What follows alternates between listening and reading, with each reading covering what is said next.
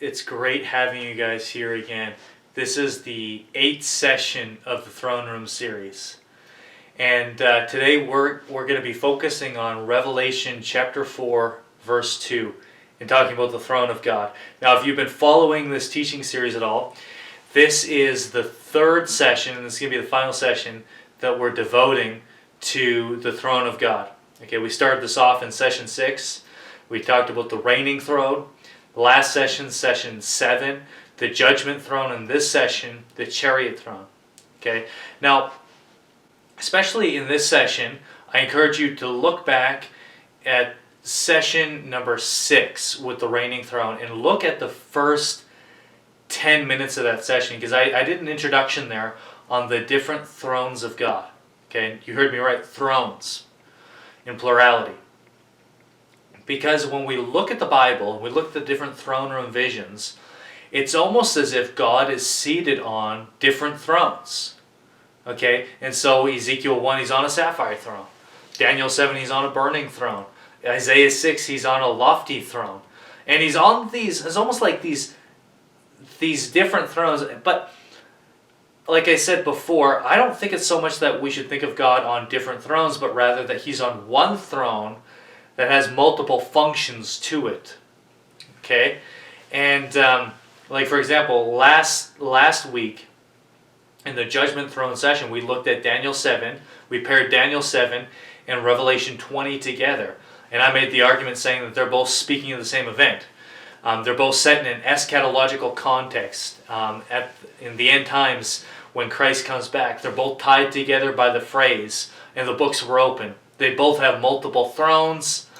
Seeing that they're the same events, yet we see it's almost like there are different thrones there.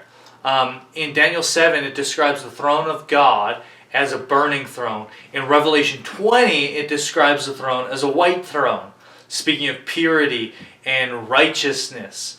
And so it's almost like they're different thrones, but of course they're speaking of the same day of judgment. And so they're speaking of the same throne. And it's like the Lord is revealing to Daniel this aspect of his throne, and allowing Daniel to have a glimpse of his throne from this vantage point, and to have a glimpse of the throne from this vantage point, and reveal this aspect of the throne. And so I think he's on the same throne, but it has multiple functions to it. Okay? Now, here in this session, we're going to be looking at and beholding the throne of God, and we're going to look at its function as a chariot. Okay? Now, this session is titled The Chariot Throne of God. Now, most of you guys watching this, that's the first time you've ever heard of this phrase, the chariot throne. It's an odd phrase, right? That's not something you're just going to throw out at church. Oh yeah, I was meditating on the chariot throne of God last night. It sounds kind of odd. Now, that title, the chariot throne, it's not my title. That's a common title given by theologians to the throne in Daniel chapter 7, verse 9. Okay. Now we've looked at Daniel chapter 7, the throne in Daniel chapter 7 in our previous session, talking about the judgment throne. I love the Daniel 7 throne. Daniel chapter 7 verse 9, it says, his throne was fiery flames, and its wheels were burning fire. Yeah, what a description. I love meditating upon the burning throne of God in Daniel 7. Now I talked a bit about this in the last week, that his burning throne is an outward expression of what is happening on the inside of God, on the inside of his heart. That his heart is exploding with yearnings and desires on this day, that this throne is revealing this explosive inner yearnings that is inside of God as he's about to execute judgment on the Antichrist. Okay, God is yearning for this day, God is longing for this day, and his throne is reflecting his inward emotions about this day. Now, I remember when I was about 15, 16, I took all these throne room visions. I just devoured them. I meditated upon them. I lived in these throne room visions, and I let them fuel my worship of God. And I encourage you to do that. But I remember reading Daniel 7, fiery throne. Oh, it's awesome. Burning throne.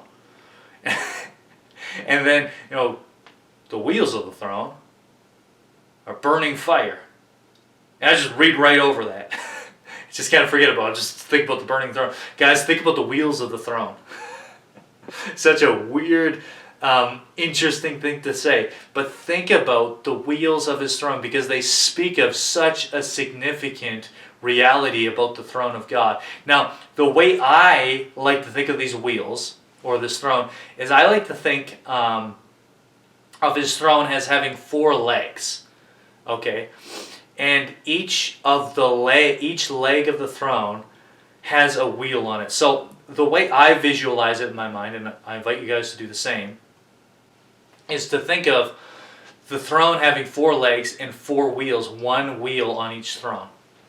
And so that's just kind of a picture to have. And when we look at Enoch, 1 Enoch 14, now I made reference to 1 Enoch 14 in the second session of this series titled Thinking Rightly About Heaven. And I refer to 1 Enoch 14 not because it's authoritative, but because it gives us a glimpse into how the Jews thought of God's throne room, and specifically his throne, in the ancient world. Okay? And when we look here in 1 Enoch 14 verse 18, it says, the throne had the appearance of ice, and its wheels shining like the sun. Okay, first off, that's just such a cool description of the throne, like ice. Okay, second, it describes the wheels of the throne like shining like the sun.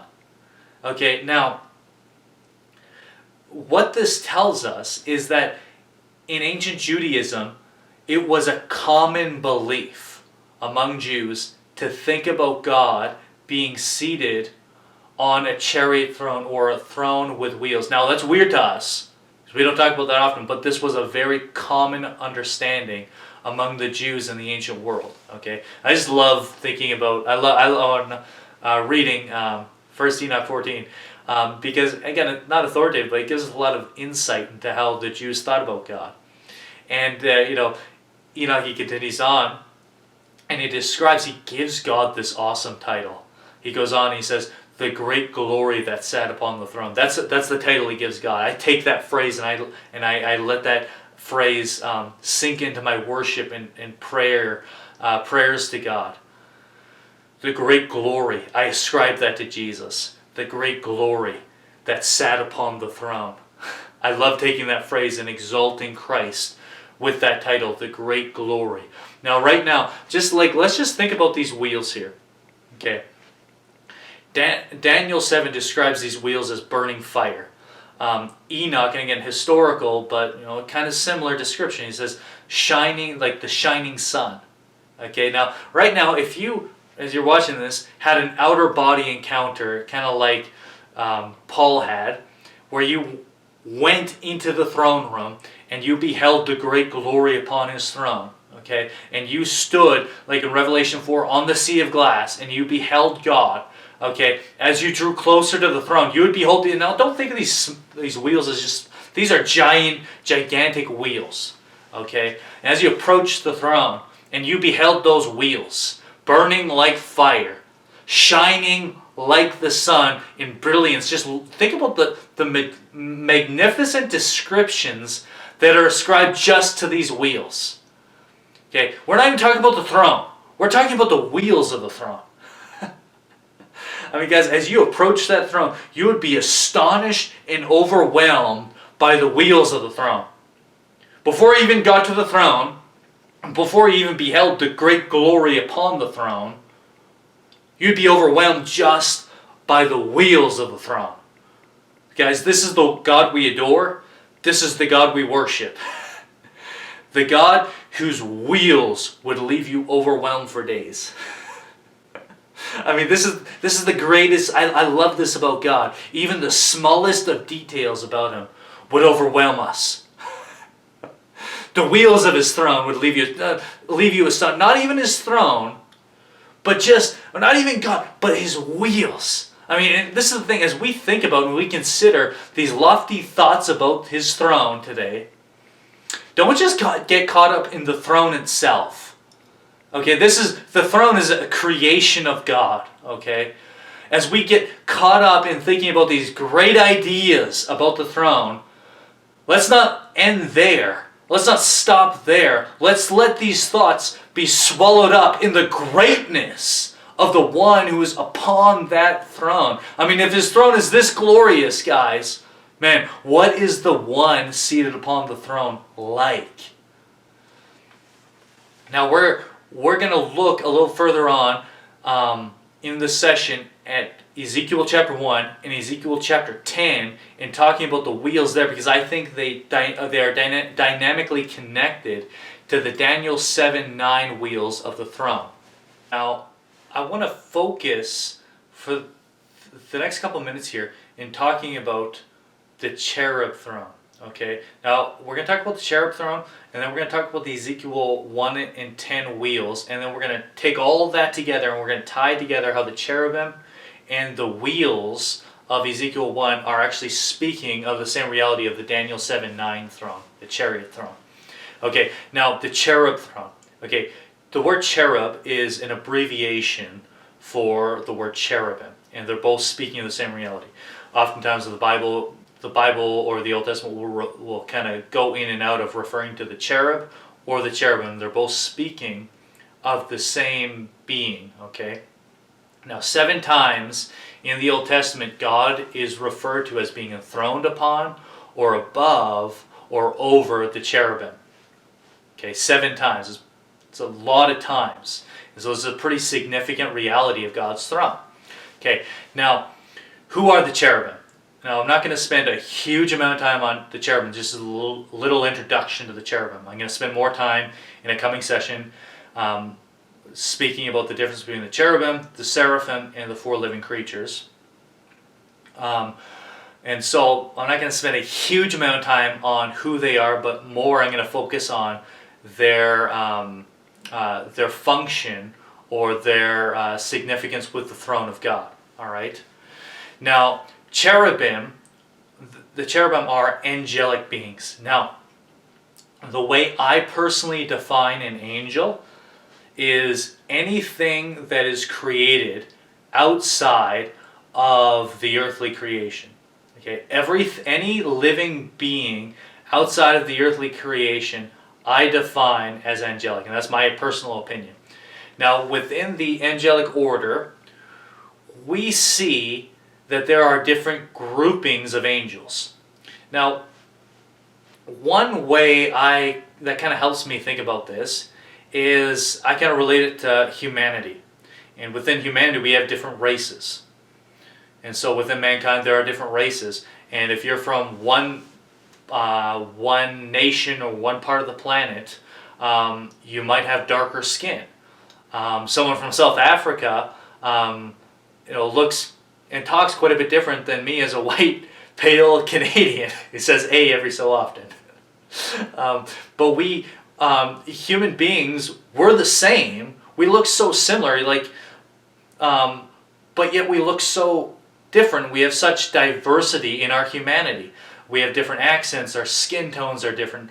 We're incredibly different, but we're incredibly the same. Like, we're not going to confuse a human being with an alligator, right, or a chimpanzee or something. But we have diversity, and so we could take that idea of our different races, and I guess we could apply that to the angelic order. Okay, now again, I'm using this as an analogy. I'm not saying using the exact definition of races and applying it to angels, but as an analogy, we could think of it like angels like that. That within the angelic order there are different races or different groupings of angels. Now, where this analogy fails is these different groupings or races in the angelic order are tiered. Again, it's not super clear in the scriptures, but there's quite a bit of references to this, that there are higher angels and there are lower angels. Some angels have more glory than others.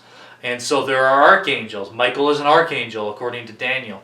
And Gabriel, there's a good chance that he's probably one of those archangels as well. There are cherubim, there are seraphim, there are angels, and like I think it's in Revelation 18, Revelation 19, one angel descends down to the earth and his face lights up the entire earth. That's a lot of glory. And then there are other angels who are just referred to as angels, common angels. And if we look at the angelic order, and we're going to take one of these groupings called the cherubim, one of the highest of the angelic order, we're going to look at them here. And we're going to see their function. Now, the cherubim are by far the most referenced to in all the Bible. Okay, they're referred to about 470 times in 350 scriptures or verses. Okay, that's a lot. Now, if you've read the Old Testament at all, you've come across cherub, you've come across seraphim, and you've probably asked the question, who on earth are these guys? That's why I'm here. I don't got all the answers, but I got a lot of thoughts. Now, they are by far the most referenced in all the Bible among angels. Now, when we look at the ministry of the cherubim, one thing is very unique to the cherubim. For example, the seraphim in Daniel chapter 7, or Daniel 7, I'm mixing everything up, Isaiah chapter 6. We see that they're on fire, and all they do is they cover themselves with their wings, with their 6 wings, and they cry, "Holy, holy, holy is the Lord of hosts, the whole earth is full of his glory." The cherubim are never seen worshiping God. Their ministry is purely functional. Now, in the midst of their function, in their work, it's clearly an expression of their worship of Yahweh, but they are never seen focusing themselves in worship. And so the old hymn, "Holy, Holy, Holy," where the phrase "cherubim and seraphim fall before your throne." I love that phrase, but the cherubim aren't falling before the throne. the seraphim are, but the cherubim aren't. And when we look at their ministry that is functional, purely functional, we see 2 expressions of their ministry. One is they are described as the guardians of the presence of God. I think it's in Genesis 3 that after Adam and Eve are kicked out of the garden, it says a cherubim with a flaming sword is set in the entrance of the garden, guarding the garden that nothing unclean would enter into the garden. And there's a few other references to the cherubim as guardians of the presence of God. But the second and the most prominent is what I would say is that they are the upholders of the throne. Okay? The upholders of the throne of God. Now, when I say God is enthroned upon the cherubim or above the cherubim, whatever language you want to use there, I'm thinking of 2 realities. Okay?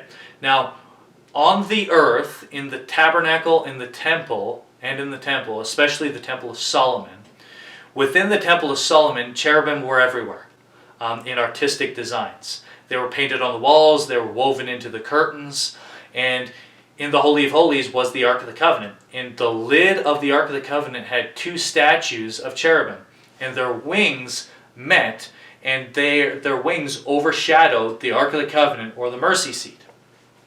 And actually, most of the times when cherubim are referred to in the Bible, they are referred to as an artistic design, as a statue or as a picture or as a painting or something of that nature. That's most of the time how cherubim are referred to.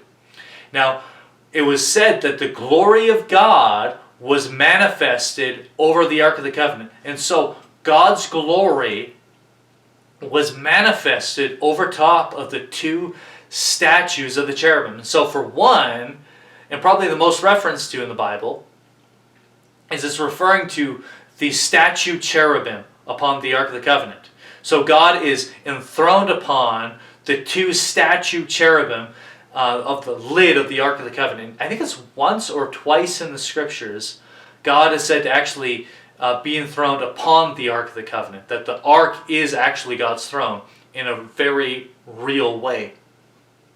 Okay? Now, the second reality that I'm referring to is that in the throne room visions, and we're going to look a little bit at this, but what we're going to see is that God in heaven right now is enthroned upon living cherubim. Okay?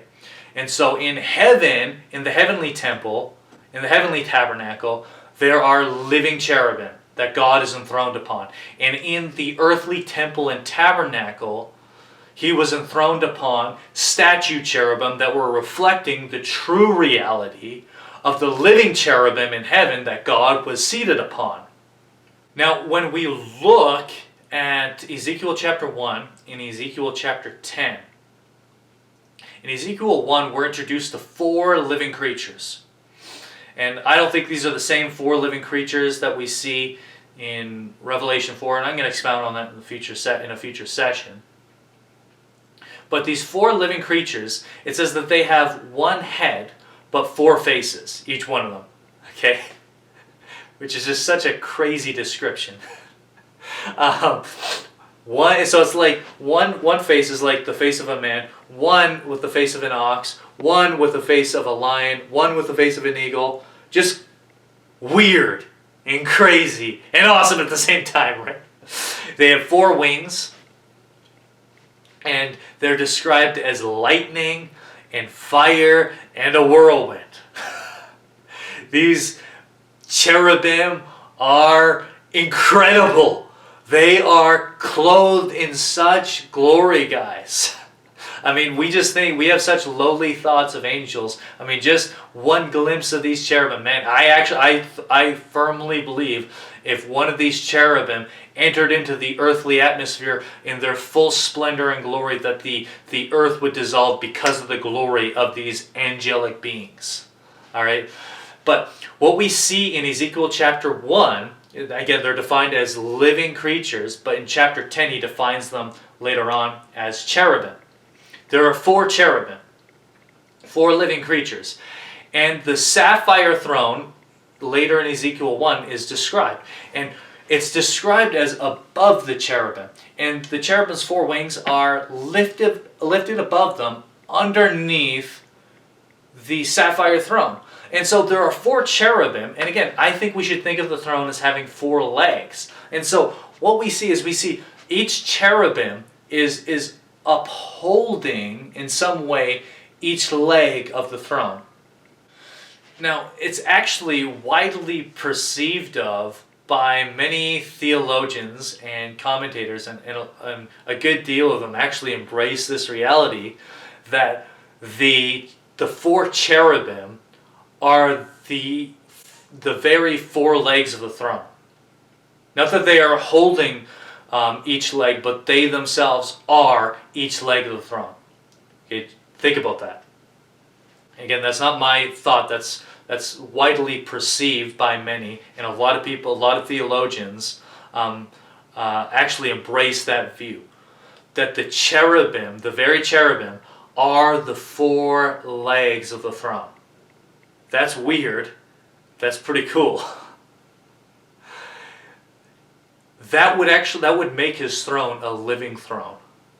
Okay, now I don't know exactly where I stand on that, or how much I embrace that, but that's a really incredible thing to consider or to meditate upon. I remember I think I was reading the Word Biblical Commentary, and the commentator made reference to that, and I remember stopping and thinking about that for about 2 days. Just the consideration that his throne is a living throne made up of 4 cherubim. I mean, I just remember that week, I was just like, my view of his throne was here, and then it just blew through the roof.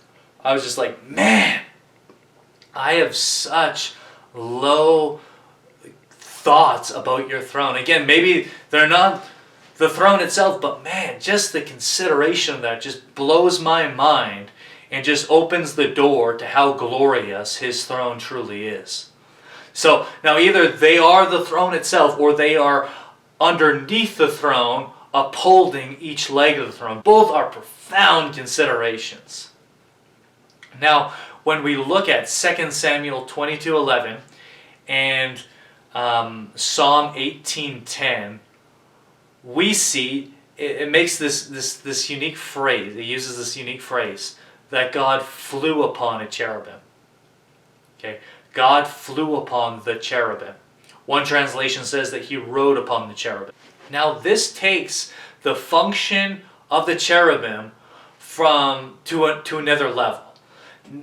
From the place of upholding the throne to the place of being the actual carriers of the throne.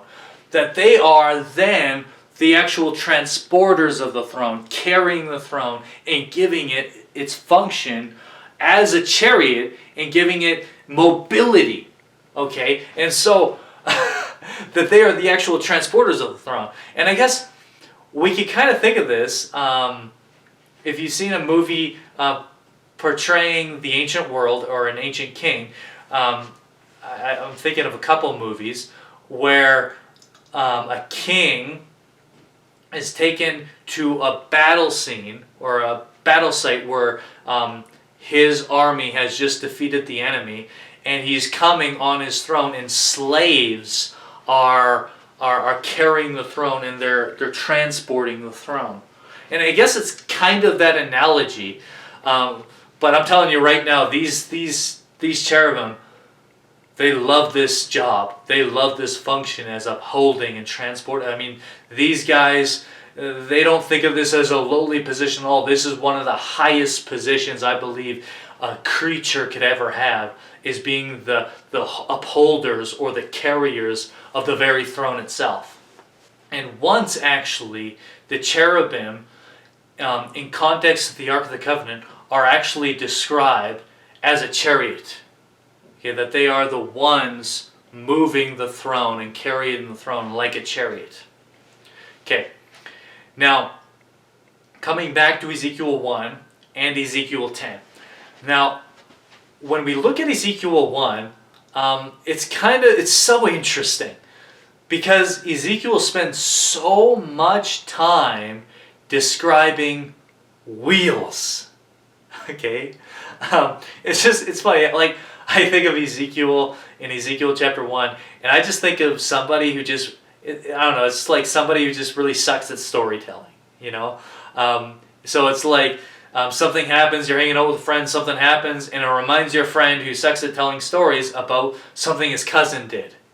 And he spends 5 minutes telling you about his cousin and, you know, how he was born this way and, you know, what he's doing and how he dropped out of school or whatever. And then he comes to the actual story, and it takes like 30 seconds to describe. He slipped on a banana peel, did a backflip, and landed on his 2 feet or something random like that.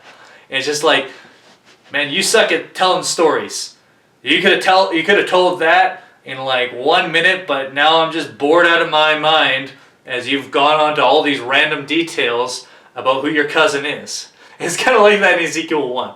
Because Ezekiel 1, the latter portion of Ezekiel, of the first chapter, he describes the throne. It's lofty, and the one on the throne is like burning. He's like gleaming metal, and he's on a sapphire throne. But he spends so much time describing these wheels. You're like, what is up with the wheels? And he goes into such incredible details describing the wheels. So he titles he calls the wheels twice in chapter 1 and in chapter 10. He calls them whirling wheels. And so, again, don't think of like these tiny wheels. Whirling wheels, they're like a whirlwind, okay? They're whirling. And he looks a little closer at the wheels.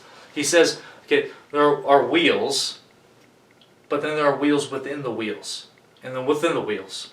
So wheels within wheels, and I'm thinking like gears?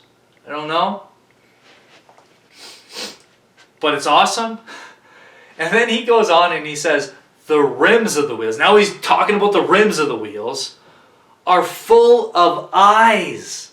And I'm thinking, what on earth are you beholding, Ezekiel? whirling wheels within wheels within wheels, and the rims of the wheels are full of eyes. That's just such a weird concept. And then it gets even weirder because he describes the spirit of the living creatures, again, who are the cherubim, is actually inside of the wheels. And wherever the spirit of the cherubim goes, so the wheel goes. And so when we look at this, what we see is that the wheels are connected to the cherubim. And in Ezekiel's vision, in some way, mysterious way, they're actually a part of the cherubim themselves. Okay, because wherever the spirit of the cherubim goes, so the wheels go. Because the spirit of the cherubim is inside of the wheels. And so, let's connect this. Now, let's take all of this thing about the cherubim and the cherub throne and the wheels in Ezekiel 1 and Ezekiel 10. Now, let's come back to Daniel 7:9. And now let's look at Daniel 7:9 in light of the cherubim and the wheels in Ezekiel 1. And I think the wheels of the throne in Daniel 7:9 are actually a reference to the very cherubim. Okay, in some way, in some mysterious way, that is a reference to the cherubim who are actually giving the throne its function as a chariot and giving it the mobility and transporting the throne itself. Okay, I mean, even just, again, looking at 1 Enoch 14:18. It describes the wheels of the throne shining like the sun, and then immediately after, it says its guardians were the cherubim. Okay, and right there, again, a historical understanding, but very interesting. The wheels are connected with the cherubim. And the wheels in Daniel 7 are described as on fire, which is kind of a similar description to the living creatures or the cherubim in Ezekiel chapter 1. Okay? And so the cherubim are the very wheels creating this chariot function of transportation of the throne. Okay? Now, you're thinking right now, why on earth is God's throne a chariot? Okay, where's he going? Where's the throne going? Where's it traveling? Why does it need mobility? Isn't it just in heaven, in the throne room? And I know, it's weird. Where's it going? And the best answer I could give to it, again, there's just so much mystery in regards to the chariot throne, is when we look at heaven in the Bible, heaven isn't always described as one place. Heaven is often spoken of in plurality. So in Genesis chapter 1, God created the heavens and the earth. Now what we see there is that, well, for one, heaven is a created place. And just as much as the earth is created, so heaven is created as well. And heaven is actually a part of history, but that's a whole other thing for another time. But what we're actually seeing in Genesis chapter 1 is that in the beginning God created every sphere that the Bible defines as heaven. Okay? And again, now when we look at Jewish tradition, it was common among Jewish tradition that the Jews believed in 7 different levels of heaven. 7 different heavens. Now, when we come to the Bible, and specifically in 2 Corinthians, when Paul says that he was taken up into heaven, he says he was taken up into the 3rd heaven. Okay? Now, he describes the 3rd heaven as paradise. He describes seeing things there that he could not utter. It's clear that he was taken up into the highest of heavens, probably something very similar to what John saw in Revelation 4 and 5. The highest of heavens. Okay, so biblically we see 3 heavens. And again, when we use that language of Paul, and we look at 3 heavens, it becomes very clear.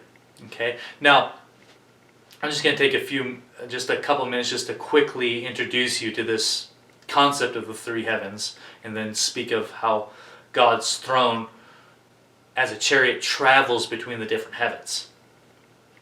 Jesus describes the birds that fly in the heavens. Okay, now the birds in the heavens are not referring to birds flying between Mars and the moon. Okay, it's talking about the Earth's atmosphere. Okay, and so the atmosphere of the Earth is described not just by Jesus, but in multiple places as heaven. And so we could call that the first heaven. The universe, numerous times, or the cosmos, is referred to as heaven. The heavens declare the glory of God. And probably the most referred to is that God is in heaven. That God's throne is in heaven, that God rules in heaven, that our God is in heaven, and He laughs at the schemes of man. Okay? And so the third heaven, or the highest of heavens, is referring to the throne room of God. Okay? And so there's the throne room. Well, I would say the throne room is actually inside of the third heavens, but that's a whole nother topic for another time. But there's the third heavens where God dwells. There's the second heavens, or we call that the mid-heavens. And there's the first heavens, and there's the earth. And that's kind of how the Bible describes creation. Okay? Now, I don't know exactly how those three heavens are and their tiers, if they overlap or not, I don't know. But all that we have biblically is that there are three heavens. Okay, now it helps understanding the three heavens when looking at things like in Revelation when it says, war broke out in heaven. Okay, don't think for 1 second that war broke out in the throne room of God. Okay, the third heavens, that is a place of perfect peace. Everything in heaven is in submission to the one who is on the throne. That is a place of perfection, guys. War does not happen there. But what we glean from the scriptures about the mid-heavens or the second heavens is that this is a place where angels and demons have authority. And Paul kind of talks about this in Ephesians chapter 6 as cosmic powers where they interact with each other and they collide with each other. Okay, and where they battle with each other. And we kind of get a glimpse of this in Daniel, where Michael says to Daniel, I came on the first day of your fast, but I was detained by the prince of Persia. Okay, he was detained. It's like there was this war happening in the second heavens. And Daniel's fasting actually gave Michael the strength to battle through the second heavens, to actually descend down and to deliver the prophetic message to Daniel. Okay, that's a lot. Now, all that to say this, the way I understand the chariot throne functioning and having his throne having mobility is that his throne at times travels between the different heavens, the third and the second, primarily the third and the second and the first heavens, I guess. We get glimpses of this in the Bible. And like, for example, in Job, when Satan comes before God. Now, don't think Satan is entering into the third heavens. Don't think for a second Satan is coming into the throne room of God, into Revelation 4. I don't think that's how we should perceive that at all. But rather, God is descending upon his chariot throne. He's traveling down to the second heavens, and God is the one initiating with Satan. Okay, there are times in the midst of the collision between angelic and demonic powers in the second heavens or in the mid heavens, where God on his chariot throne descends down to execute judgment. Okay, and then at times we actually see that his throne descends down to the first heavens in Ezekiel chapter 1. And again, I don't know, is his throne literally descending into the earthly atmosphere, or is that just a vision? And again, I don't know. There's so much mystery in that, But one thing is for sure, the function of his throne as a chariot is to travel between primarily between the third and the second heavens to execute judgment on the fallen angels.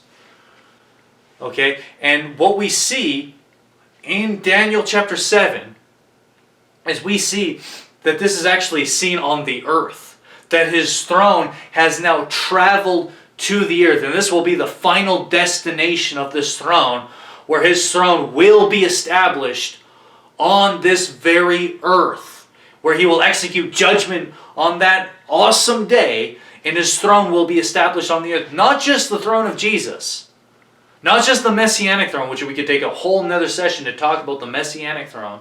Jesus is coming back, and he's going to establish his kingdom forever on planet Earth. He's going to rule over planet Earth. But how many of you guys know this? The Father is actually going to descend to the earth, and the Father is going to dwell permanently on this earth. When heaven and earth come together, both the Father, the Son, and the Holy Spirit, the triune God, is actually going to dwell forever on this very earth.